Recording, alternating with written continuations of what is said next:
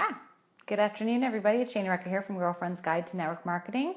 I wanted to do a video today. This was something that it was an idea that I thought of, or something that happened a couple weeks ago when we were at a vendor event, and I was looking at the different vendors there, and there was a lot of network marketing companies there.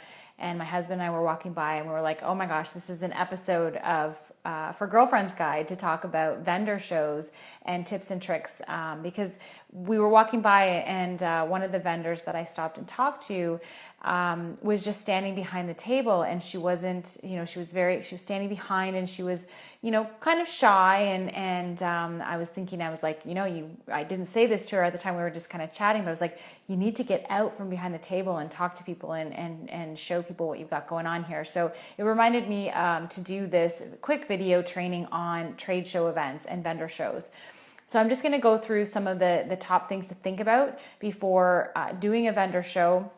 And then if you have secured a vendor show, some of the things to think about setting up at the show. So first of all, when you're looking at doing a vendor event, first thing first is cost. How much is the table costing you to be there, and how many hours are you going to be spending at that table? So looking at that cost, because you want to make sure that you're going to get a good return on investment for your show, because if you're spending lots of money and it's a show that's not very well advertised and there's not going to be a lot of people there and you're spending 8 or 9 hours there, you have to make sure that you're going to be getting enough traffic to make that worthwhile for you. So that's something to think about, is definitely how much does that table cost? And if it is a more expensive table and it is a high traffic event, do you have a few team members on your team that you could split that cost with to help manage that? Because you don't want to be putting out a ton of money and not getting a lot back in return. So do you have some team members that you could split that up with, and then you guys could internally split up the contacts that you make?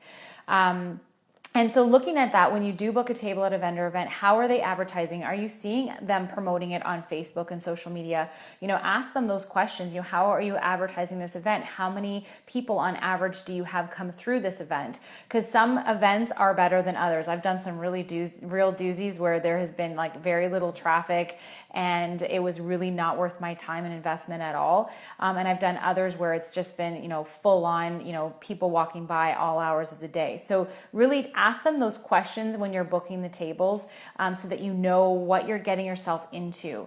Number 2 is talking about displays. Okay, so you've got your table, you've got this vendor table. When you're doing your display, be really conscious of not cluttering up your table with too much stuff. Because as people walk by, a confused mind is for sure going to say no. So, think of the product or service that you have to offer. If it is a product-based company, what are your 3 main product, lines that you offer? Like if you have a nutrition and you have skincare and you have maybe makeup or something, those would be the 3 main things that you would show on your table. So making sure that you're not cluttering it too much with everything that your company offers. Pick some of the main lines. What's your audience at this trade show? If you're at a women's show, what are they going to be attracted to? So looking at the products that you have that are going to, speak to the people that are coming to that vendor show or that trade show.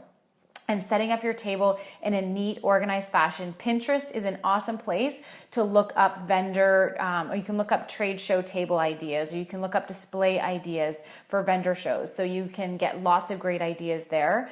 So just making sure it's clean, it's pretty. You can go and get some inexpensive little, little flowers or little cute little chalkboard things and things like that to decorate your table, to make it attractive so people want to come by and see what it is that you have. Because you want to maximize, you've got so many hours with all of these people. Let's maximize how this is going to look and make them want to come over and talk to you.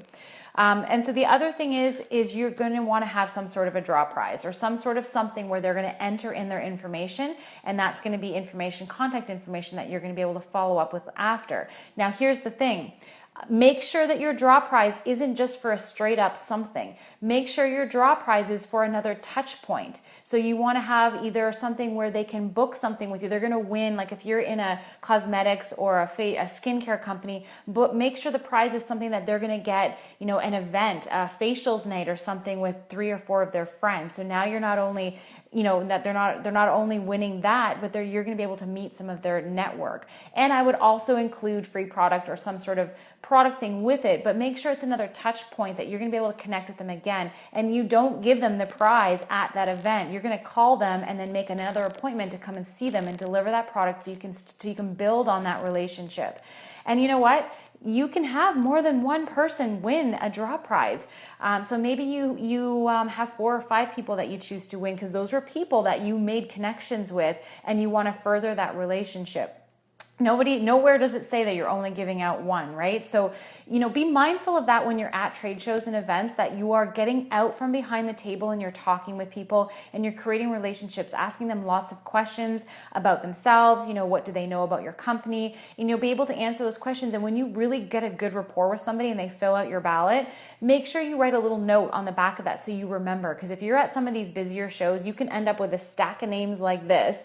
And, then you have to try and remember all of these people. If there are key people that you really struck a great relationship or conversation with, those are the people that you are going to want to win your draw prize because you're going to want to set up another touch point with them. So making sure that your draw prize is something that's cool, that gives you another chance to see them. The other thing that you're going to want to do is make sure on your table you have something set up about your opportunity. These vendor events don't just have to be about your product or service. You also want to talk about your opportunity. And there's some really great and creative ways that you can do that. Again, looking at Pinterest, but having a smaller section that talks about, do you want more time in your life? Do you want more freedom? Do you want an extra stream of income? Could that be helpful to you? Do you want to take a paid for vacation every year? Depending on whatever company you're with, whatever kind of perks that they may have to offer, think about that, and you could have a small section that talks about your opportunity because that could catch somebody's eye walking by and you could create some great conversations around that. So making sure you're not leaving that part out because that is what we do. We like to share the business and the product. So making sure you're having that as well in your on your booth. And another tip here, you guys, if your company offers samples, don't be just giving samples out to anybody and everybody walking by. It's one thing if you want to give them something like a paper info sheet, but don't be just handing out your samples to just anybody. Anybody that gets a sample of your product, making sure that they are filling out a ballot so you have their information. And I would even write a little S or something on the ballot to know that they got a sample. I keep all my samples behind the trade show booth. Nobody knows I have them. They only get one if I strike out a conversation with somebody and they say, I've never heard of your product or service before and I'm really interested in trying it. And at that point, I'll say, if I give you a sample, would you try it? And if they say, yes, absolutely, I will, then I will get them a sample and I'll say, and also, could you please fill out a ballot for this draw prize? I'd like to have your information so I can follow up and see how you're doing with your product. If they're not willing to do that, I won't be able to give them the sample because if we can't follow up with people, then we are just basically throwing money out the window. The odds of somebody using it and calling you back are slim. We'd like to think that they would, but that's not always the case, right? So we have to do the follow-up on that. So making sure you're not just giving your samples out just to anybody. You want to make sure that you're protecting those things and giving them out to people who are willing to try them. So after the trade show is done, you've made lots of connections, get out from behind the table. If you have a product, be walking around, giving people some samples to try, like squirt it on their hands so they can smell it and walk. It's something, especially if you offer a product that has a nice smell to it or a nice feeling to it, you want to be making sure that you're getting out from behind the table and offering that to people to help create those relationships. But after the presentation or the trade show is over and you clean up and you go home and you have those stack of names, that's where the real work really begins because now you do the follow-up. And, something that I like to do when I call people for follow-up from a trade show is, hey, Sarah, it's Shana Recker here. If you recall, I met you at such and such a trade show. It was really great to chat with you about, X, Y, and Z. If you wrote notes on there, I'm calling to follow up to see how much you enjoyed your sample, or to say, great news, you've earned the draw prize, you've won the draw prize, you and 3 friends get together, I'm going to come and pamper you, or whatever that may be. And that's pretty much what I'm going to say, and look to try and book another touch point with them. Whether it be follow up their samples, show them the options, or book their whatever it is that they earned or that they won. Something that I will say, keep in mind, is you're going to find a lot of people that are going to be like, oh yeah, you gave me that sample. It's in a bag somewhere. I haven't used it yet. I will. So those are people that you're just going to kind of move into. I'm going to follow up again in 3 or 4 days. And it is a bit of work, you guys. When you get those stack of names, it can become a lot of work following up with all of those people. So just chunk it out, chunk some time out each day for 3 or 4 days. But I would start the very next day after the trade show so that you are top of mind for them. If you leave it too long to do your follow-up, people will have forgotten and it won't be top of mind. So you want to get on the follow-up that very next day and connect with people that that you met at the trade show. But it can take some time. And that's why I say you really want to watch how much you're spending on these trade shows, because I find trade shows, it's a big investment in time and energy on your part. So you want to make sure it's going to be worth your while. So just be making sure that you're checking into the cost. How are they advertising it? What is the traffic like at the event? Making sure your displays are simple and pretty and that they're attractive to the audience that's going to be there. Making sure your draw prize is something that where you're going to be able to connect with them again at some point, whether it's dropping off what they earned or setting up an event for them that they've earned. And don't be giving away samples for nothing, you guys. Make sure that you're giving those samples away to people that you've made connections with.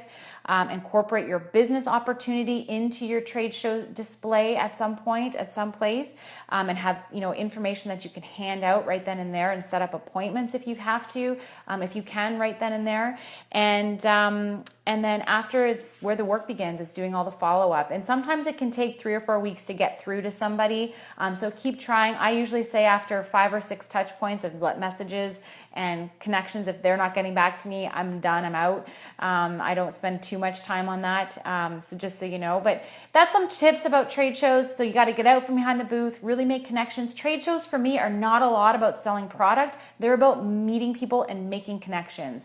And if I think I'm going to meet some really great people, if it's a really high traffic trade show and there's a chance I could meet some really awesome people, that to me is worth my time.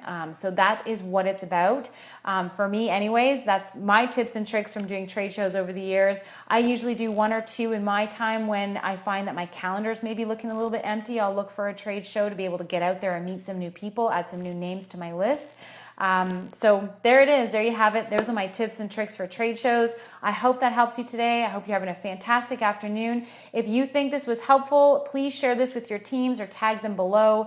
You can also check out my website at www.gg2nwm.com. It's a mouthful.